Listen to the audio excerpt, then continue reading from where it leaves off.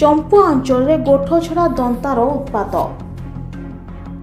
ଚମ୍ପୁଆ ବନାଞ୍ଚଳ ଅନ୍ତର୍ଗତ ଚମ୍ପୁଆ ସେକ୍ସନରେ ଏକ ଗୋଠ ଛଡ଼ା ଦନ୍ତା ଯୋଗୁଁ ଗାଁ ଗଣ୍ଡାଗୁଡ଼ିକରେ ଆତଙ୍କ ସୃଷ୍ଟି ହୋଇଛି। ସୂଚନା ଅନୁସାରେ ଗତ 2 ଦିନ ଧରି ଚମ୍ପୁଆ ସେକ୍ସନରେ ଏକ ଗୋଠ ଛଡ଼ା ଦନ୍ତା ହାତୀ ଜାମୁତଲକ, ଧାନପେଣି, ମିରିଗିସିଙ୍ଗା ଓ ରଜିଆ ଜଙ୍ଗଲରେ ଚଳପ୍ରଚଳ କରୁଅଛି। ଗତକାଲି ସନ୍ଧ୍ୟାରେ ଘରକୁ ଫେରୁଥିବା ଜାମୁତଲକ ଗ୍ରାମର ରବୀନ୍ଦ୍ର ମହାନ୍ତ ଏହି ଦନ୍ତା ହାବୁଡ଼ରେ ପଡ଼ି ଅଳ୍ପକେ ବର୍ତ୍ତି ଯାଇଥିଲେ।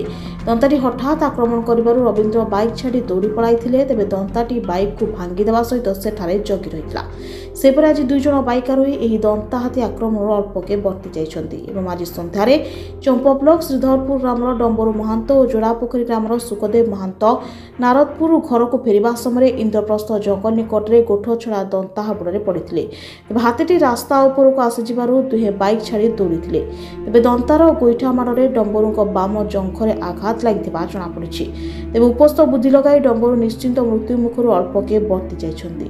ତେବେ ବାଇକ୍ରୁ ପଡ଼ିଯିବାରୁ ସୁଖଦେବଙ୍କ ହାତରେ ସାମାନ୍ୟ ଆଘାତ ଲାଗିଛି। ତେବେ କିଛି ସମୟ ପରେ ଦନ୍ତାଟି ଜଙ୍ଗଲ ଭିତରକୁ ପଳାଇବାରୁ ଦୁହେଁ ସେଠାରୁ ଚମ୍ପୁଆ ଉପଖଣ୍ଡ ଚିକିତ୍ସାଳୟକୁ ଆସି ନିଜର ଚିକିତ୍ସା କରାଇଥିଲେ। ଚମ୍ପୁଆରୁ ପ୍ରଦୀପ କୁମାର ମହାନ୍ତଙ୍କ ରିପୋର୍ଟ, ଜାଗୃତ ଲାଇଭ୍ ମିଡିଆ।